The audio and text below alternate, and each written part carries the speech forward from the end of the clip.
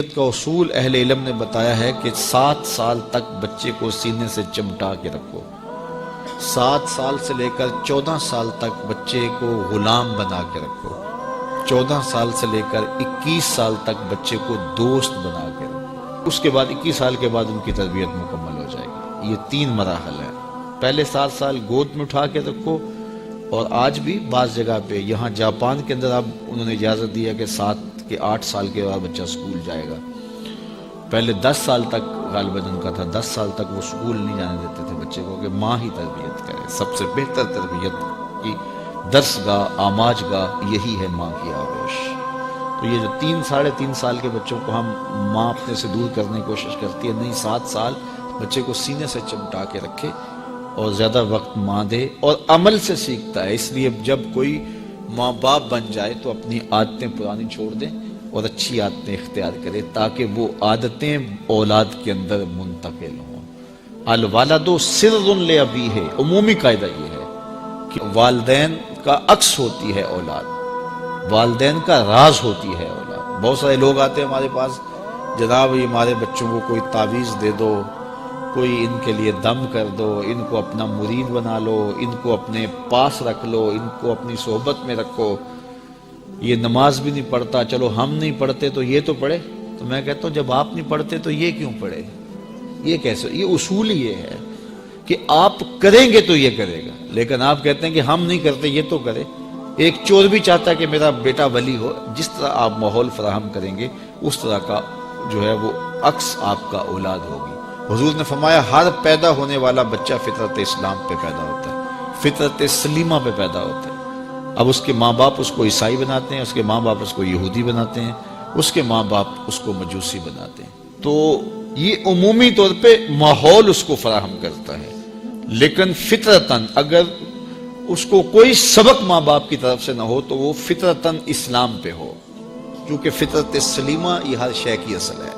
ہر انسان پیدا ہوتا ہے تو فطرت سلیمہ میں پیدا ہوتا ہے. تو اچھے والدین اچھی تربیت کی ضمانت ہے. تو جب کوئی کسی شخص کی شادی ہو جائے تو شادی سے ویسے بھی دین کی تکمیل ہو جاتی ہے، تو پھر اپنی عادات کو بھی بہتر کرے، اور تاکہ آنے والی اولاد نے اس کے عمل سے سیکھنا ہے، اس کے رویے سے سیکھنا ہے، اس کے طرز زندگی سے سیکھنا ہے. تو ہمارا سب سے قیمتی سرمایہ ہماری اولاد ہے. بعض اوقات ہم جو ہے وہ سارا دن اپنے کاروبار کو دیتے ہیں، دیگر امور میں دیتے ہیں، اولاد کو وقت نہیں دیتے. تو اولاد کو وقت چاہیے ہوتا ہے اور اولاد کو وقت دینا چاہیے، اور اولاد کو وقت دینے سے ان کی اچھی تربیت ہوگی. وہ آپ کے پاس بیٹھے اٹھیں گے، آپ کی باتیں سنیں گے، آپ کے عمل دیکھیں گے، آپ کے رویے دیکھیں گے، تو پھر ان کے اندر اس کا عکس پیدا ہوگا. آپ کی روایات ان کے اندر منتقل ہوں گی، آپ کی عادات ان کے اندر منتقل ہوں گی. آپ کے حق کیا ہیں، اپنے اخلاق کیا ہیں، اپنی اقدار کیا ہیں. اگر وہ صالح ہیں تو صالح منتقل ہوں گی، اگر وہ صالح نہیں ہیں تو پھر جو ان کی عادات ہیں وہ ان کے اندر منتقل ہو پائیں گی. تو اس لیے ہمیں اولاد کی تربیت کرنے کے لیے سب سے پہلے اپنا جائزہ لینا ہوگا اور پھر اس کو اولاد میں منتقل کرنا ہوگا. یہ کوئی ایسی گولی نہیں ہے کہ جو ہم خود نہ کھائیں اور ان کو کھلا دیں اور ان کو شفا ہو جائے. یہ گولی ہمیں خود بھی کھانی پڑے گی، پھر ان کو کھلانی پڑے گی. تو اس لیے قرآن نے کہا قُوا أَنفُسَكُمْ وَأَهْلِيكُمْ نَارًا وَقُودُهَا النَّاسُ وَالْحِجَارَةُ، اپنے آپ کو اور اپنی اولاد کو، اپنے اہل و عیال کو جہنم کی آگ سے بچا لو جس کا ایندھن انسان اور پتھر ہیں.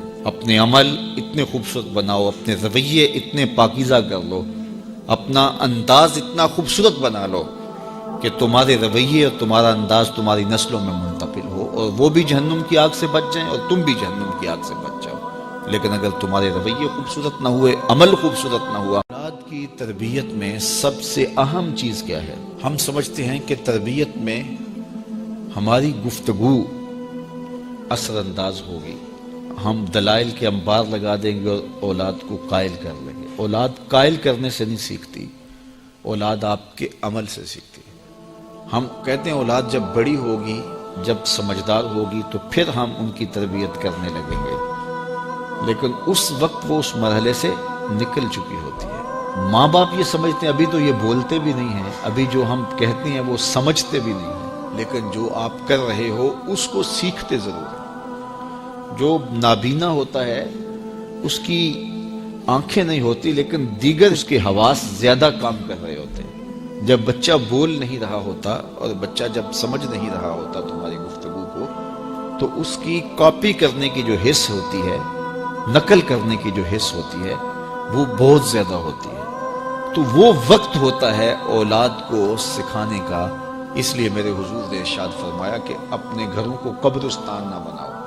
یعنی جس طرح قبرستان میں کبھی نماز نہیں پڑھی جاتی، تو تمہارے گھر کے اندر نماز نہ پڑھی جا رہی ہو تو بچے کہیں گے اور خود مصلی پہ کھڑا ہونا شروع ہوں گے۔ ابتداءً وہ یوں ہی مصلی پہ آئیں گے۔ امام غزالی فرماتے ہیں ہر عمل پہلے ریا ہوتا ہے، پھر عادت بنتی ہے، پھر عبادت بنتی ہے۔ تو پہلے وہ ویسے ہی دکھلاوے کے لیے مصلی پہ آئیں گے، پھر آہستہ آہستہ ان کی عادت بنے گی، پھر اس کے بعد وہ عبادت بن جائے گی۔ اور فرمایا گیا 7 سال کا بچہ، اس کو ترغیب دو نماز کی۔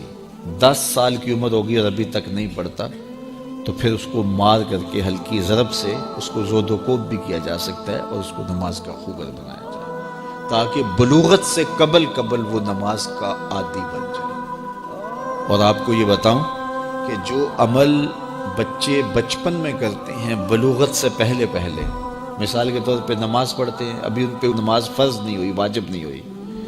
اس طرح چھوٹے بچے روزہ رکھ لیتے ہیں، 8 سال کے، 7 سال کے، 6 سال کے بچے روزہ رکھ رہے ہوتے ہیں۔ پھول جیسے بچے دوپہر کو کملا جاتے ہیں تو مائیں پریشان ہو جاتی ہیں، تو وہ انہیں بعض وقت خلوت میں لے جا کے کہتی ہیں کہ یہ دودھ پی لو، یہ چیز لے لو، کوئی دیکھ نہیں رہا۔ تو وہ بچے مانتے نہیں کہ نہیں، ہمارا اللہ دیکھ رہا ہے، ہم نے روزہ نبھانا ہے۔ تو وہ شام کے وقت کتنے بے دل سے ہوئے ہوتے ہیں، لیکن اس کے باوجود روزہ نبھا جاتے ہیں۔ اس طرح عمرہ کرتے ہیں بچے، حج کرتے ہیں بچپن کے اندر، اسی طرح جو ہے وہ نمازیں پڑھتے ہیں اور دیگر نیک عمل کرتے ہیں۔ تو وہ ابھی تو نہ ان کے لیے نماز واجب ہوئی، نہ ان کے لیے روزہ واجب ہوا، وہ بچے بلکہ شب بیداریاں کرتے ہیں، راتوں کو جاگتے ہیں بچے۔ یہ حفظ القرآن جو بچے کر رہے ہوتے ہیں، تو یہ اتنی زیادہ محنت کر رہے ہوتے ہیں کہ آدھی رات اٹھ کے تو اپنا سبق یاد کر رہے ہوتے ہیں اور سارا دن قرآن مجید پڑھ رہے ہوتے ہیں۔ اس طرح سے نظامی کے بچے جو بھی نابالغ ہوں، تو جو بچے ابھی بالغ نہیں ہوتے، تو جو عمل کرتے ہیں وہ نمازیں ہیں، روزے ہیں، حج ہے، عمرہ ہے، یا کوئی اور نیک عمل ہے، سارے کا سارا ثواب ماں باپ کے نامہ اعمال میں درج ہوتا ہے۔ اب مجھے بتاؤ، چھوٹا بچہ جب روزہ رکھتا ہے اور کمزوری کے باوجود وہ شام تک روزہ لے جاتا ہے، اور پھر اس وقت جب روزہ افطار کرتا ہے سارے دن کی بھوک اور پیاس کاٹ کے، تو مجھے بتاؤ کہ ان کا رب کتنا خوش ہوتا ہوگا۔ اور چونکہ نہ تو اس کے اندر کوئی تصنع ہے اور نہ کوئی اور بات، ان کا عمل ہی عمل ہے، اس میں خلوص ہی خلوص ہے، تو پھر وہ ماں باپ کے نامہ اعمال کے اندر وہ نیکیاں درج ہوتی ہیں۔ تو اولاد کو بچپن کے اندر آپ جو تربیت دیتے ہیں، تو وہ جو عمل کرتے ہیں، ایک تو ماں باپ کے کھاتے میں اس کا عمل، اور دوسرا بالغ ہونے سے قبل ان کی عادت پختہ ہو گئی، تو والدین کی ذمہ داری ہے کہ ان کو جو ہے وہ صالح تربیت